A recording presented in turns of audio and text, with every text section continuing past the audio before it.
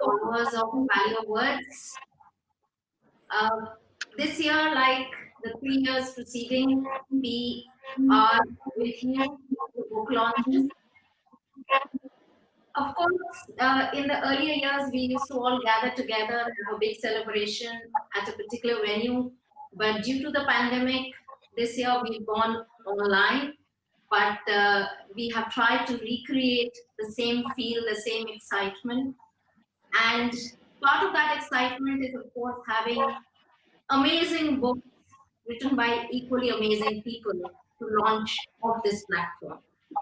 So we are very, very fortunate to have with us today the former Commissioner of Police, Delhi, Mr. Neeraj Kumar, and we are launching his second book. His first book, Dial D for Dawn, was a runaway success, and his second book, released by Penguin Random House, called Khaki Files, basically chronicles some of the most famous criminal investigations in Indian history.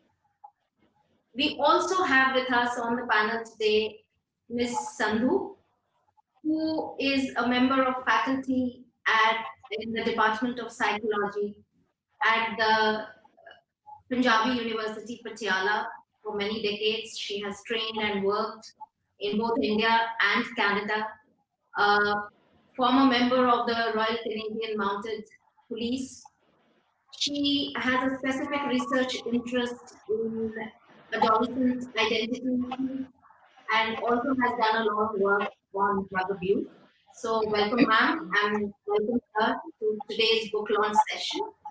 And I believe Ms. Sandhu is very fond of you.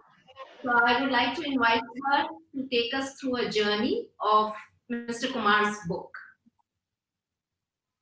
Thank you very much. Good morning to everybody. And thank you, organizers, for organizing and recreating the magic, as you mentioned, online for the book lovers and stimulating us in this virtual space.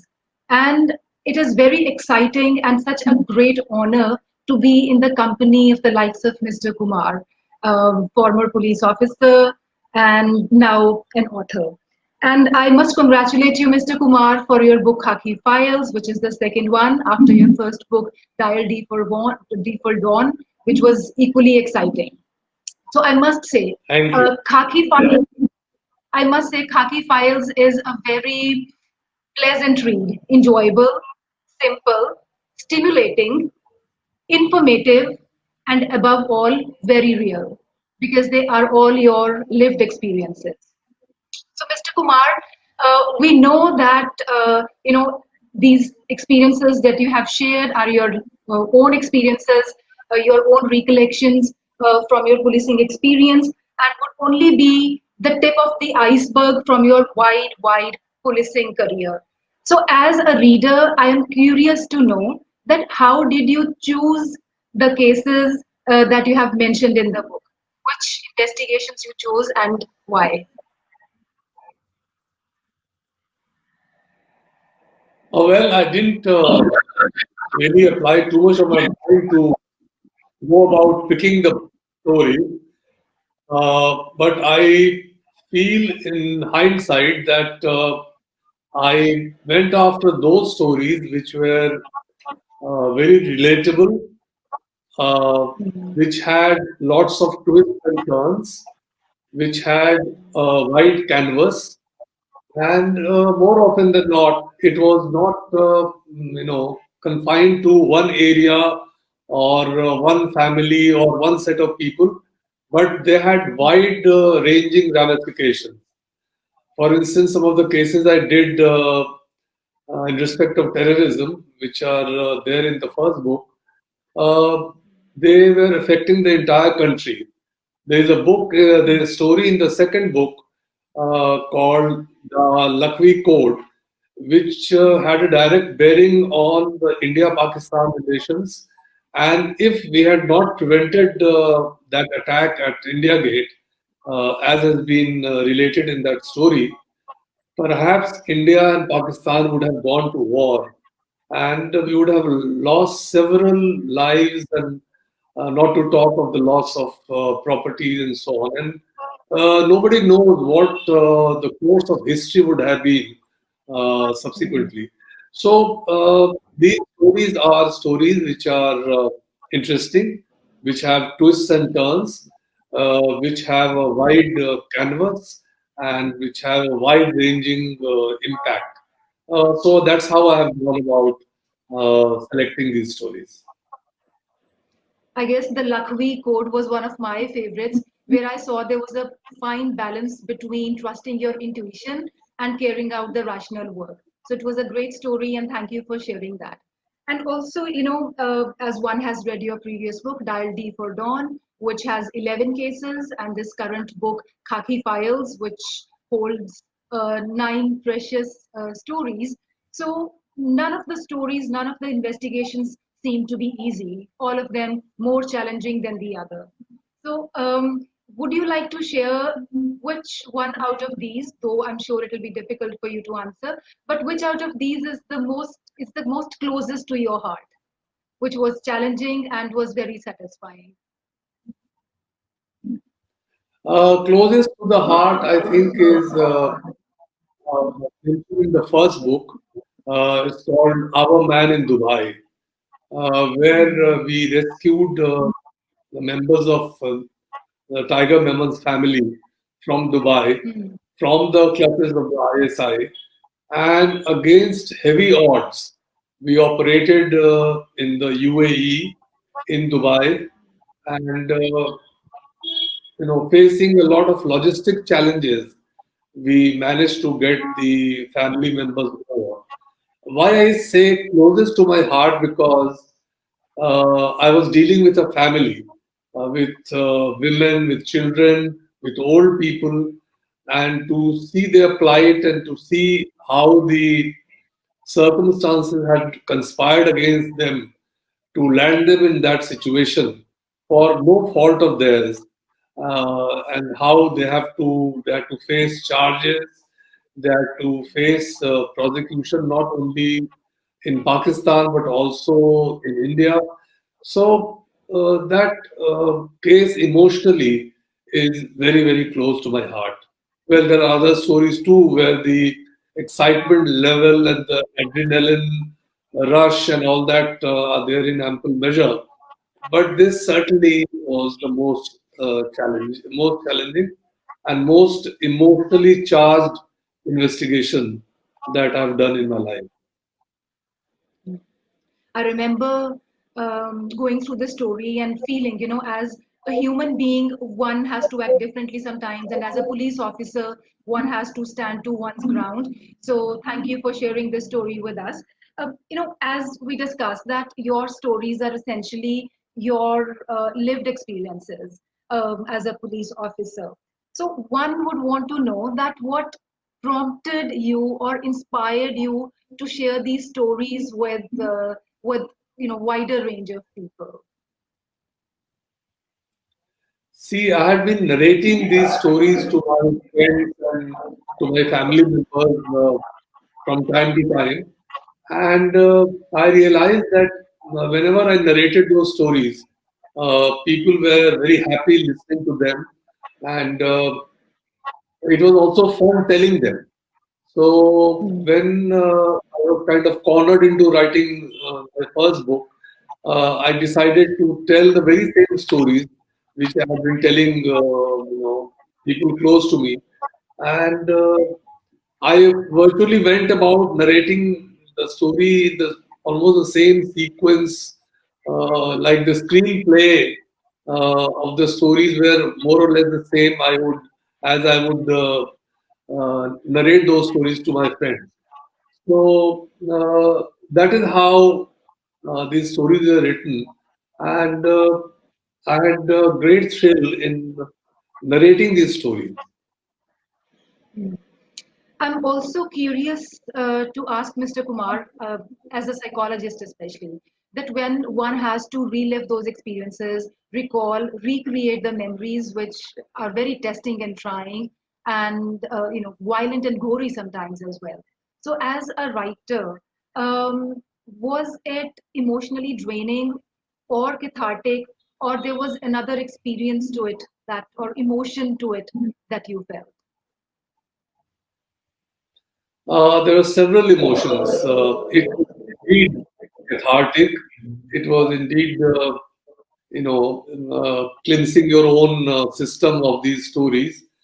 But what was most thrilling was that I could connect with a lot of people, unknown people, who would contact me after reading the book. And they would find my contact details with great difficulty. And they would send me messages and say, "We read your book and we enjoyed it."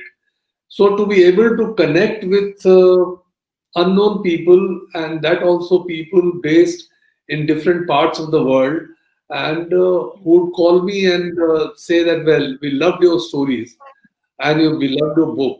That was the greatest experience. I must tell you, once I was in a flight and there was a person sitting next to me reading Dial D for Dawn. And as we got talking, I casually asked him that, what book is this? So he said, "Well, this is a book written by a police officer, and it's a very interesting book, this, that." And he went on praising the book. And he said that, "I wish I could meet the man and say all these things personally." So I said, "Well, you're already doing so." So he didn't catch on immediately, but then he said, "What do you mean?" I said, "Well, I am so and so, and it is my book." He was so thrilled, you should have seen the expression on his face. But I think more than his thrill was my thrill, that, to be sitting next to a person who is reading a book written by you, and he is saying complimentary things about the book and about your stories without realizing that he is speaking to you. I hope I've answered your question. That seems like a very surreal experience. I mean, both for you and your reader, and what a great way to connect with them. And I think these experiences are some of the most valuable experiences. So, did you also get calls, or, um, you know, were people threatening you as well? Because some of the information that you have shared could have possibly irked people on the other side of the fence. So, was there any such incident as well, where they did not want you to share, but you were very honest and sincere in your sharings? Uh, I think every police officer has to face threats and intimidation from time to time. But in my case, since I was dealing with the Mumbai underworld, so there were indeed a number of threats. Uh, and I have written about one of them in my first book, Dial D for Dawn, where a very veiled kind of threat came from none other than Mr. Dawood Ibrahim. So, yes, I have faced threats. My family has faced threats, and I do have till date some amount of security provided to me by the government in view of these threats. We are very inspired by your experiences, and that especially you have shared through the book as well. And I think it's like because of officers like yourself that we feel safe in India as a democratic country. Um, Another thing I wanted to ask, especially because at some point I also want to take up writing, was it compelling for you to write? Was it something that you wanted to share? Was it because you wanted to send a message to the fellow beings? What was it that really drove you to write?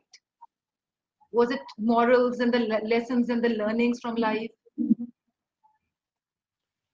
See, I have been fond of reading and writing, and but I never really thought that one day I'll be able to write book.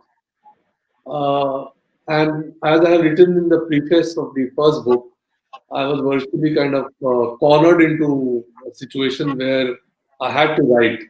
And thank God it happened to me. And once I started writing, it was a journey of self discovery.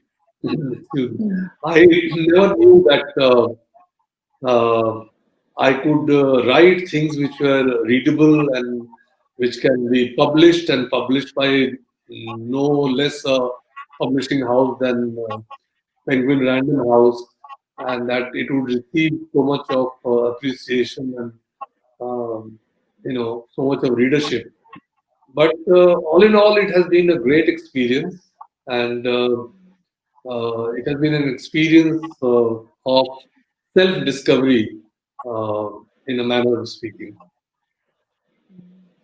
And also for people like us who would want to write someday, was it more challenging for you to start writing this book or to finish it? Both, in fact, both. They are both tough because when you start, and especially if you are not a professional writer, you are full of self-doubt and lack of self-belief and so on and so forth. So to start and where to start, these are questions that you ask yourself. But to kind of carry on and to make sure that you meet the deadline and you see the end product in front of you, it's quite challenging. And I continue to face that challenge because I'm now grappling with my third book, and there is always this element of procrastination and saying that I'll do it tomorrow and let me chill today and things like that. So it's a constant battle with yourself if you are not a professional writer. But doesn't come across from your writings. It seems Thank we are you. reading from somebody who's a professional writer. So thank you very much. They're very important pieces that you have shared, Mr. Kumar, and we are looking forward to your next book as well. Thank you very much. It was a pleasure. But before we I go on to must the thank next you book, because, yeah, please go ahead. Sorry. we need to officially launch this one, and I'm sure we'll have many more coming in from the illustrious pen. So if we can officially unwrap the Khaki Files.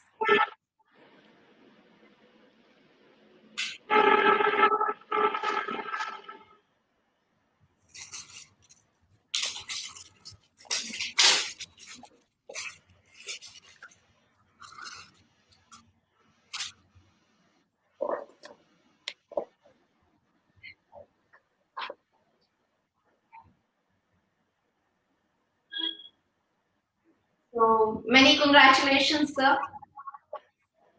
And thank you so Thank much you very much. for by being on the stage, on the platform of Valley of Words. It's a great honor to have you with us. And I was listening to. Yes, sir. Tell me. No, I must, before we close, I must thank you, Madhulika, and the Value of Words, and all the people, technical people behind the scenes, and most so Ms. Inderpreet Sandhu, who has taken the time out to be on the show, to be on this event, and to have asked such brilliant questions. And it was My fun pleasure. talking to her, interacting with her. I thank you sincerely. Yes, Madhulika. Now you can go ahead. It was a pleasure the way you gave us a flavor of this excellent read. And, inspired by Ms. Sandhu, I also have one question which I would like to put forward. What gives more satisfaction to you? Solving a crime which became famous or infamous, was flashed all over the movies, the newspapers, the television, or having prevented one which never came to the light. No one heard about it, no one remembers it, no one connects it. So where in that frame are you?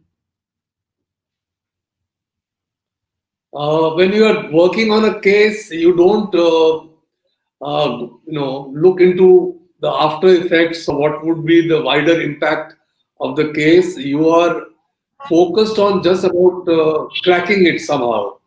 So while doing a case, you are, in my case, it was mostly, I was kind of uh, working against myself, whether I'll be able to crack it or not.